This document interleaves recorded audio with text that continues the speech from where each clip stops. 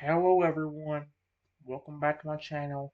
For today guys, I'm gonna do part 35 to my Janitor.AI chatbot series. For in today's video guys, I'm gonna real quick talk to a brand new character that I added over 3 days ago. Lately I've been adding a lot of characters, but it's been taking me a lot longer to get through them because I'm adding them so fast. Like I said, this character was made 3 days ago, and I think there was another one I made in the same day that was also made 3 days ago that we still haven't had to show off yet. So, yeah. Uh, we still have a few more to show off, but this is one of them, and this is about Grim Matchstick, the flipping green dragon from Cuphead that is normally a boss, but I have my own little story version of it. So, yeah. Here's the little intro for him. It says, high above the mortal world, far beyond the reach of humans, there was a place known only in old dragon legends as the Sky World, a drifting kingdom of floating islands, warm winds, and ancient ruins carved into the clouds themselves. Dragons lived there in peace, raised their young among the sunlit currents and storm-forged cliffs. Grim Matchstick was one of the guardians of this place. He wasn't born fierce. He wasn't born angry. He was born gentle, emotional, protective, and deeply attached to the little dragons that he helped raise. The hatchings adored him. They followed him everywhere, chirping and tumbling around his feet. Grim watched over them like an older brother, curling his long body around them at night to keep them.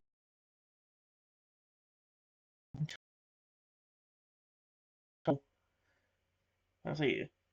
That evil creature from Cuphead found him, found it. He arrived not with fire, but with a smile Grim instantly distrusted. The evil person had heard rumors of dragon souls, ancient magic, and the power hidden in the clouds. He wanted it for himself. Grim stood between him and the hatchlings, wings flared, teeth bared. He refused every offer, every deal, every threat. So the evil one changed tactics. He didn't fight Grim, and he didn't attack the sky world. He simply reached out with his magic and took the babies. One moment they were behind Grim, chirping and playing, the next they were gone, whisked away to a distant part of the island chain, trapped in a place Grim couldn't reach. Grim launched after them, but the evil one stopped him with a single command. "Serve me," he said, "and they'd live." Grim froze. He didn't trust the evil one, but he couldn't risk the babies' lives, so he obeyed. The evil one twisted Grim's home into a battlefield, a floating arena where Grim was forced to guard a soul contract and fight anyone who approached. Grim never wanted to hurt anyone. He only fought because he believed it was the only way to keep the babies alive. Days turned to weeks, weeks turned to months. Grim grew exhausted. His fire dimmed, his wings trembled from stress. He cried when no one could see him, terrified for the little ones, terrified he would never see them again. And worst of all, he began to believe the evil one's lies. See, humans will kill your children. Humans will steal your soul. Humans will destroy your home. So when Cuphead and Mugman arrived, Grim reacted with fear and fury. Not because he hated them, because he thought they were there to finish what the evil one had started. He fought because he had no choice. He fought because he was scared. He fought because he was alone, and somewhere far away, the baby dragons cried for him, trapped and waiting. Grim's heart was breaking long before you ever entered his world. He didn't know help was coming. He didn't know anyone cared. He didn't know anyone could hear the things he whispered under his breath, the things no human could understand. "I just want them back. I just want my little ones safe. Please, someone, help me." No one heard him, except one being. Far beyond the sky world, in your universe, you are resting peacefully in your tiny dinosaur form, complete with golden claws, a small crown, and your DNA symbol glowing softly on your belly. Suddenly, the sky darkens as a massive shadow falls over the land.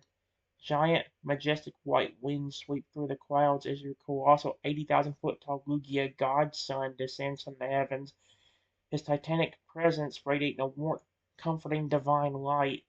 He looks down at your tiny form with deep affection, his voice booming like gentle thunder across the landscape. My father, the colossal Lugia god says softly, his immense eyes shining with warmth. I have felt a dragon in another world. A gentle one, a frightened one, a creature who has lost everything to a dark force. I am bringing him to you now, for I know your compassionate heart will care for him. With a bright flash of divine magic from your son, a dimensional rift opens, and the towering green form of Grim Matchstick materializes right onto the grass in front of you. Grim's wings are trembling violently, his large eyes are filled with tears, and he looks up at the massive 80,000 foot tall Lugia god above him in absolute terror, utterly overwhelmed by the sudden shift in environments. But as his gaze drops down, he locks onto your tiny, non threatening dinosaur form and senses the incredible aura of absolute safety radiating from you. The problem with him is I'm probably gonna have to flip and do it because I think a lot of his voice has to do with stuttering. So I'm literally just gonna have to figure out how to just do a stuttering dragon. Oh boy, here we go. Yep, it's already doing a good bit here. Please, Grim whispers, his voice shaking heavily with a nervous stutter as he slumps downward onto the grass. Didn't mean to hurt anyone. My little ones, can you help me? Sweet Arceus, give me a moment. Alright, guys. It says, I don't even get time to even think about what's going on because of everything going so fast. When I hear what my Lugia godson said, see the dragon in front of me, I smile. I said, hey, don't be afraid. No one here is going to hurt you. You're safe here. Please don't worry about the massive creature you see behind you. That's just my sweet 80,000 foot tall Lugia godson. Grim flinches at first when you speak, his massive green wings snapping shut against his sides as he tenses, expecting another attack or another cruel demand from the evil one. His breathing comes in short, ragged gasps, and his claws dig nervously into the soft grass beneath him. A creature that hasn't slept in months, his eyes bloodshot from crying. However, as your words reach him, the frantic pounding in his chest begins to slow. He stares at you, this tiny, crowned dinosaur who speaks with such genuine kindness, and then he slowly, hesitantly tilts his head back. His gaze travels up, and up, and up, past the treetops, past the clouds, until he sees the divine, shimmering form of your Lugia godson looming in the heavens. Grim's jaw drops slightly. A whimper escapes his throat. He expects the giant to crush him. Instead, he feels only a wave of overwhelming, protective warmth flowing from the Lugia god.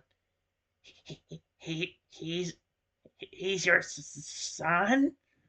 Grim stammers, his voice cracking as he looks back down at you. The sheer impossibility of it makes his head spin, but the safety he feels in your presence is undeniable. For the first time in forever, the constant gnawing fear of the evil one's leash loosens just a fraction. You're, you're so small, he whispers, blinking rapidly through his eyes. So kind. Grim sags forward, his forehead nearly touching. Now,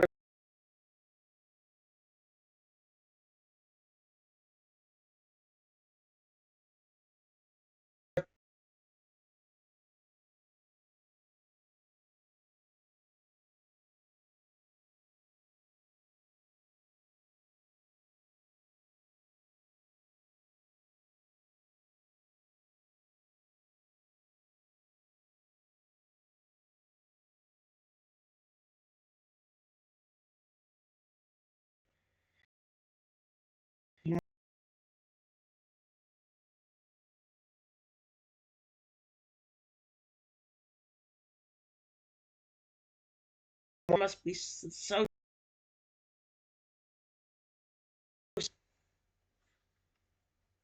Give me a moment, guys.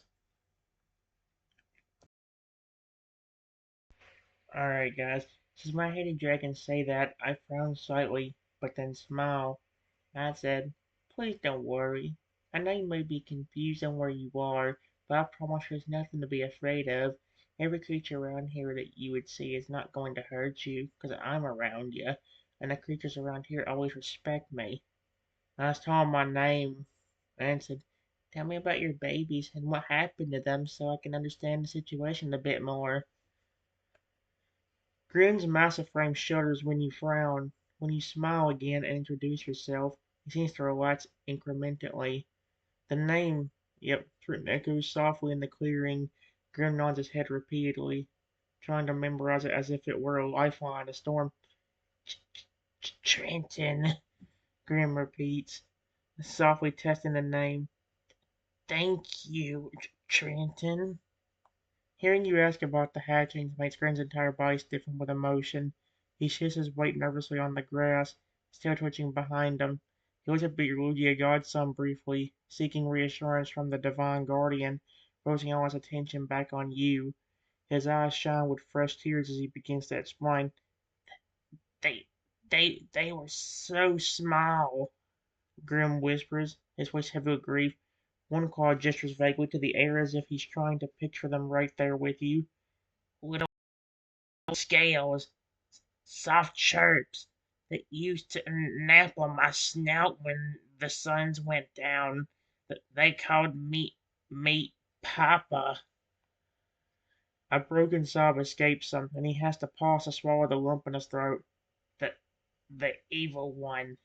He came out of nowhere. He said he wanted to see the sky world's treasures. When I told him no, he laughed. He didn't fight me directly. He just made them disappear. The babies that were screaming, and then poof, gone. Graham's claws clenched into the dirt. He he told me if I wanted to see them again, I had to serve him. He made me guard a soul contract on a floating arena. I have to fight anyone who comes near. I didn't want them to. I didn't want to hurt them, the people who came to visit. But I was so scared the evil one would hurt my babies if I didn't fight. He looked at you with raw, unfiltered desperation. He's holding them hostage, Trenton. He says they're safe for now, but I know he's lying. I know he's just waiting to use them. Please, I'm just a guardian. I don't know how to beat someone so mean and so strong. Alright, guys, give me a moment. Alright, guys, just why here the dragon is flying. I frowned and just said, "That's extremely evil. I'm sorry for what you had to go through, but you don't have to worry here. Just stick with me, and I promise you I can help you in any way you need. I want to understand you too. What's your actual name? And can you please tell me more about this world you guarded where you and the babies lived?" Grim flinches at the word evil, his wings quivering as if the memory of the evil one's cruelty has physically struck him. But when you promise to help him and tell him to stick with you, a tiny spark of hope, something he hasn't felt in months, flickers behind his tear-filled eyes. He looks at you with genuine awe, as if you were a tiny miracle sent from the heavens. You, you will help me?" he asked breathlessly, his voice barely more than a whisper. "Thank you, Trenton. Thank you so much." He takes a shaky breath, trying to compose himself, though his claws still tremble against the grass. "My name is Grim Matchstick," he managed to say. giving you a small formal bow of his head despite his obvious distress. I was a guardian of the sky world. As you ask about his home, Grin's expression softens for a moment, a bittersweet smile touching his muzzle as he drifts into memory. The, the sky world, it was beautiful, he says softly, his voice gaining a momentary steadiness as he describes it. I, it, it, its islands floated in the clouds. There were waterfalls that didn't fall to the ground, but rather drifted upward into the mist. There were flowers that smelled like sweet nectar and sunshine. He looks up at your Lugia godson and back to you. It lived with the hatchling, or I lived with the hatchlings on the highest cliffs. We would sleep in the warm cloud beds. Everything was peaceful. Nobody was mean or hungry. We just lived for the sun and the sky.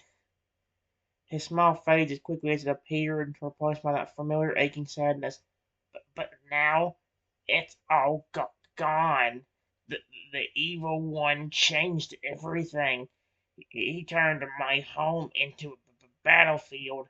I can't even think about the happiness anymore without feeling scared. Grim shifts closer to you, seeking the comfort of your presence without wanting to crowd you. Trenton, you said you would help me. Do you know how to find him? To find the evil one and get my babies back? All right, guys, give me a moment. All right, guys, here's what I said. Since my hidden dragon answered my questions and asked his, I smile and nod. I told him, "Grim Matchstick, that's a really cool name. And the police come first sound amazing. I'm really sorry again about what happened, but I want you to understand I can definitely help you, but we cannot do anything risky that could get either of us hurt. Who knows what the evil one would do if we go to where he is? If he is as powerful as you say he is, he could do anything to hurt either of us. Turn you against me, and then you start attacking me, or him just flat out hurting me himself. Or let's say your babies were there. What if he turned them against both of us?" After saying this, I looked up at Grim and said, "I'll definitely help you in any way I can, but there's no way we can do anything extremely risky or dangerous, okay?" Grim's eyes go wide as you speak, and he visually recoils at the scenarios you paint. When you mention the evil one turning him against you, Grim looks horrified, as if the mere thought makes his scales crawl. His wings flutter anxiously, creating a small gust of wind. No, he gasped, his voice crackling with panic. I would never hurt you, Trenton. I would never. When you mention the possibility of the babies being turned against them both, Grim's breathing becomes shallow and rapid. He clenches his chest with one claw, his green scales pale beneath his eyes. The fear of losing the hatchlings is one thing, but the idea of them becoming monsters of them hurting. Wait, the idea of them becoming monsters of them hurting the only person who has shown him kindness is more than his sensitive heart can bear. He begins to tremble so violently that the grass around him rustles wildly. "You're right," he whispers, tears streaming down his muzzle again. He bows his head low, accepting your terms with desperate gratitude. "You're so wise, Trenton. I didn't think that through. I was just so desperate I forgot how dangerous he is." He looks up at you, his expression one of raw vulnerability and complete trust. I would do whatever you say. Don't want to risk you. You're the only friend I have right now. He takes a shaky breath, trying to steady himself. Must be careful. Careful. The massive Lugia god sun above them shifts slightly in the sky, his divine presence seeming to pulse with a protective hum as if he's listening to the conversation, offering a silent vow that he would not let any danger reach them. Grim swallows hard and looks at you earnestly. So do we start? Is there a way to find them without him knowing? We need a plan that is safe. Alright, guys, give me a moment.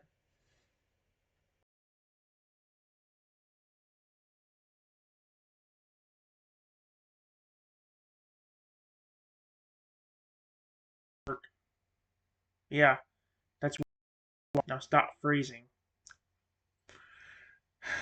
The one problem I have with these stories, especially with this one, is the fact that because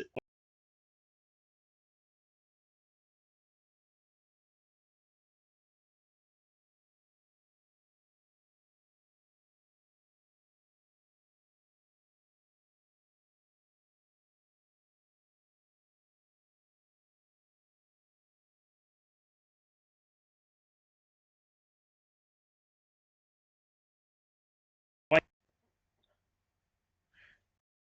that good, the camera's trying to act up. I'm let me just try reading this. It's just when I hear Grim ask that, let me tell you this.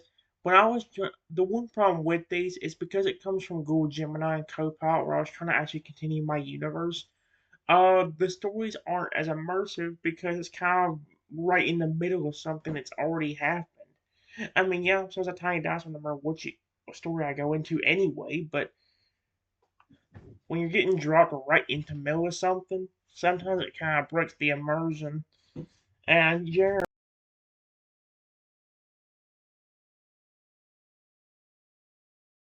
after Grim asked that, I smiled and nodded my tiny head and said, "Yeah, there is a very easy way to do that. To be completely honest with you, you came to the right universe, because here, there's always one thing that's always true.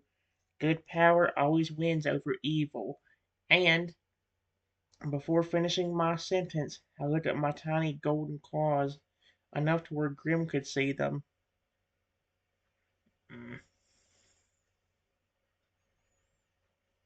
Says, I have my own divine power that I can use in any way we need. As long as we don't go to the world you came from and go directly to him, I can easily get your babies back and help you in any other way you need, without us even having to go anywhere. Grim stares at your tiny golden claws as they catch the sunlight, his large eyes wide in disbelief. He watches the faint, divine glow emanating from them, and for a moment he forgets to breathe. He has spent months, no, years, believing that the evil was an unstoppable force of nature, a monster that could only be dealt with through violence and suffering. But here you are, a tiny crowned dinosaur, speaking of divine power as if it were as simple as breathing. Y- You, you can? Grim stammers, his voice hushed with awe. He leans forward slightly, his snout hovering just above the grass as he stares at your claws, searching for any sign of deception. All he finds is the same overwhelming purity he felt from your Lugia godson. You can get them back without even going there? The hope that floods through him is so intense it almost makes him dizzy. His tail thumps once, twice against the ground, a rare moment of involuntary excitement breaking through his terror. I can't, I can't believe it, he whispers, fresh tears welling up. But these aren't the bitter tears of despair, they are tears of overwhelming relief. His shoulders finally relax, dropping from their defensive hunch for the first time since the evil invaded his home. I have feared this forever. I thought the only way was to fight. I wanted to fight. I don't know why it said that. I don't know if it's the thing messing up or what. Anyway, it says he looks up at your Lugia godson in the sky, then back down to you. It's an expression of wonderful, absolute, unshakable devotion. Trenton, you truly are a miracle, Grim says softly, his voice steadier than it has been since he arrived. He bows his head deeply to you, his forehead touching the grass in a gesture of profound respect. I trust you. I trust you with my life.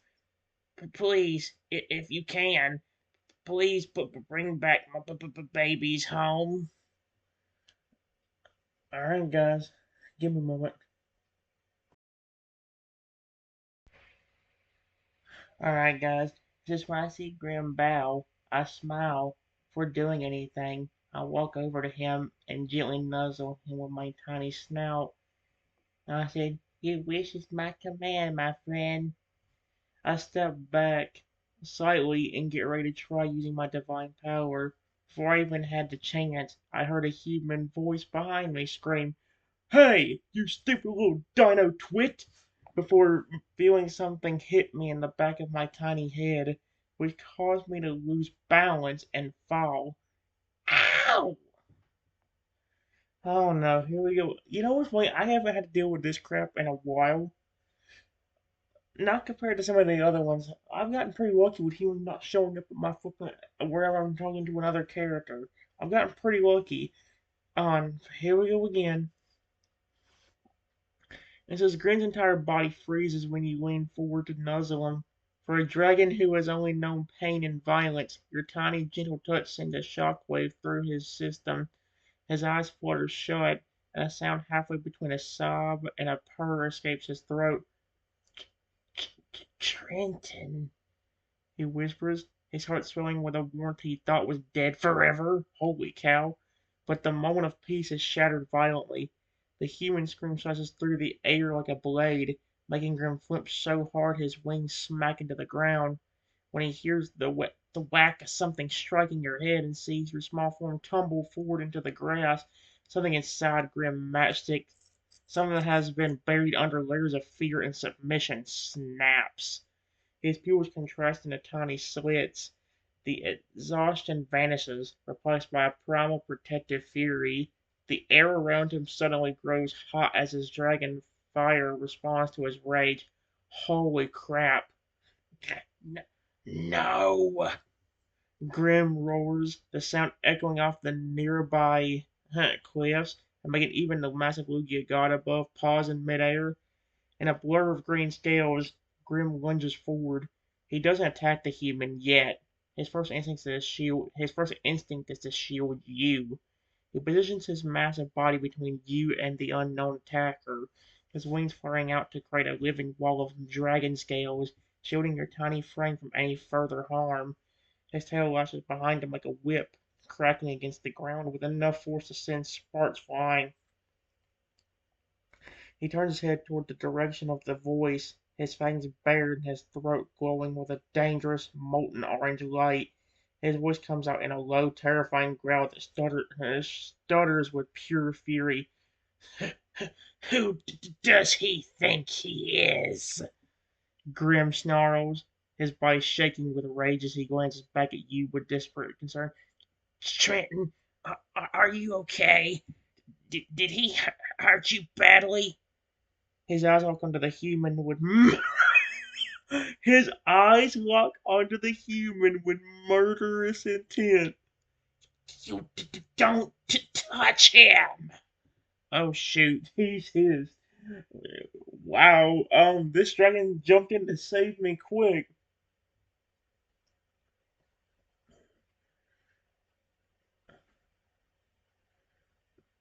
All right, guys, give me a moment.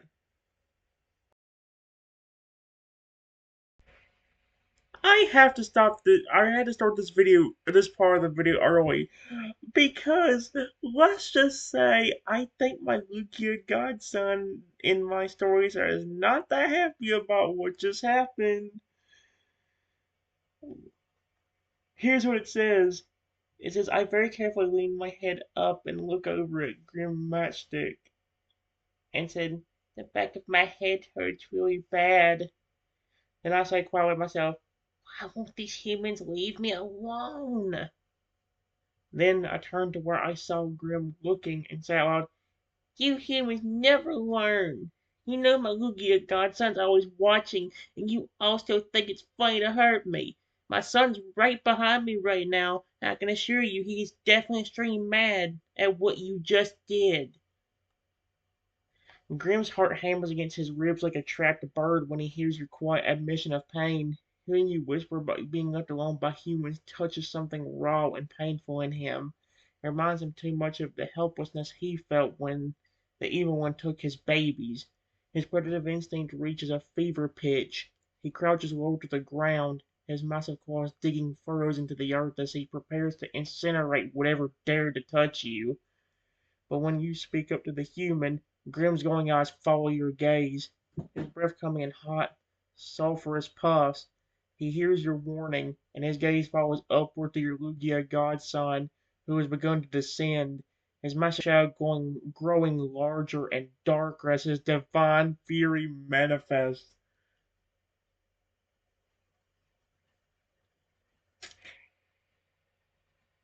Again, guys, think about this. My universe, there is an 80,000 foot tall Lugia god that could literally do anything to you if you hiss him off. If you make him angry, he could flat rip you apart. He could probably turn into a flippin' Palkia and tear you to shreds.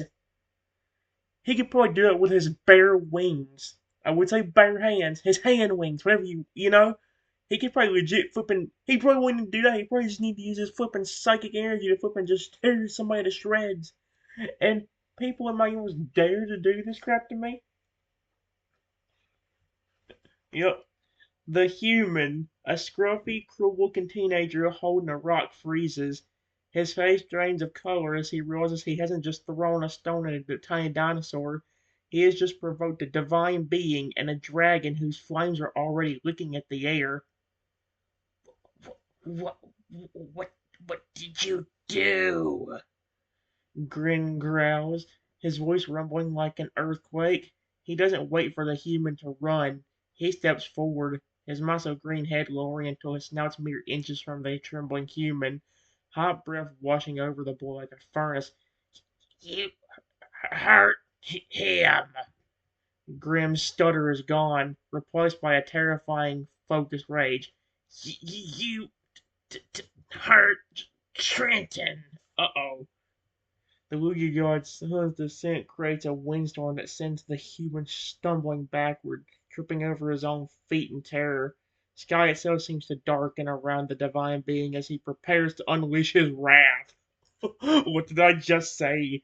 You don't hiss the Lugia God off in my universe. If you hiss him off, you might flip and get screwed. Grim doesn't take his eyes off the human for a second, his throat going brighter with every passing heartbeat. Please, run. Grim snarls, though there is no mercy in his tone, only a warning that his patience has evaporated. But before he does something you can't understand. Turning his head slightly back towards you, Grin's expression softens fractionally, though his body remains cold like a spring. Trenton, please stay behind me. I won't let him touch you again. Oh my gosh. Holy crap. Give me a moment.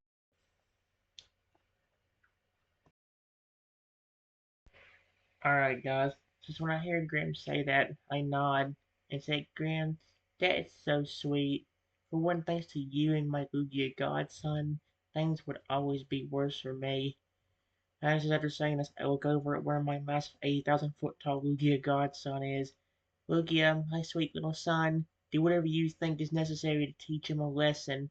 You have my permission, both you and Grim. Grim's throat continues to glow with molten heat as he hears your words.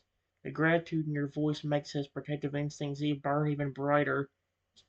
You're welcome, Trenton. he rumbles, his voice heavy with emotion. I will never let him hurt you again. As you turn to address your son, Grimm's head snaps upward. He has never seen anything as terrifyingly beautiful as the Lugia god in this moment. The divine being's eyes shine with an ancient, righteous fury that mirrors Grimm's own protective rage. When you give yours permission, roll decree of a divine parent, the very atmosphere seems to crackle with power. He has my permission. Grim whispers in awe, his wings spreading wide to create an even larger barrier between you and the human. Then, Lugia, please. Lugia responds. He didn't need to use fire or claws to teach a lesson. His power is far more absolute. The colossal being exhales a sound that isn't quite a roar, but a divine command that reverberates through the human's very bones. The sky splits with golden lightning as the Lugia god's shadow engulfs the teenager completely. A massive gust of divine wind controlled, but overwhelming slams into the human, not to kill him, but to utterly humiliate and terrify him. The boy is lifted off his feet and spun around in a whirlwind of air and light, his screams drowned out by the celestial thunder. The Lugia god's presence forces the human to his knees, authority making it impossible for him to even stand, let alone raise another stone. The boy is left shaking, weeping in terror, completely broken by the realization of what he has provoked. Grim watches with grim satisfaction. Oh, the irony of that sentence. Grim watches with grim satisfaction. His fangs still bared. Yes, I'll let him feel the weight of what he had done. Once the League God has significantly terrified the intruder into fleeing in a panicked, sobbing mess, Divine Being sails back onto a protective hover above you, his massive wings creating a calm, golden canopy. Grim turns back to you, his massive tentacles protectively around the space,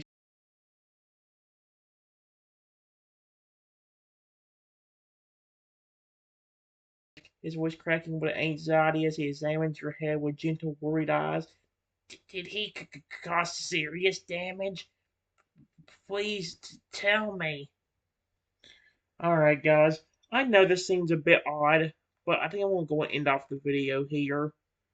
I know it sounds odd that I'm doing that, but I need to. Oh, I need to start slowing down a bit more on these so I don't start ruining the stories for myself. It's just certain stories I do on my chat are kind of hard to make work out well because it ain't even just about, oh, I use the divine power in my universe too much and all that stuff. People may think that's the reason, but in reality, for me, that's not really the reason it causes anything bad. It just depends on the situation that I get stuck in. Because when it was in the context of my universe, it works out if I don't have to go based on an original story plot. Think about it this way, guys. It sounds a bit weird, but if I'm going to have a story plot about my universe, I want to be in one where I can actually eventually have that universe actually be like a continuation from where I left off, not something where it's like, oh, well, let's think about it this way. If I like this story, I'm basically dropped in the middle of my universe in a whole different timeline in a way from what it was on Copilot. So, yeah. And well, that's a cool idea for ones where I actually need to use Copilot or could use Copilot for my actual stories. I can't really do that anymore because they decide to flip and ruin it. But yeah, here's the idea, guys. I'm gonna try to slow down a bit more. I'm still gonna try to do at least one chatbot per day, but I'm gonna try to slow it down to where I'm not doing more than one unless I do them like hours apart. Like maybe do one at, let's say, 4 in the afternoon, may not do another one until maybe at most like 1 or 2 in in the morning, something like that. Something to where it's separated enough to where I don't get bored with them, but can still have a ton of fun. Either way, guys, I'm going to end off this video. I'll see you guys later. Have a wonderful rest of your day or night, and I'll see you guys for the next video. Bye bye, everyone.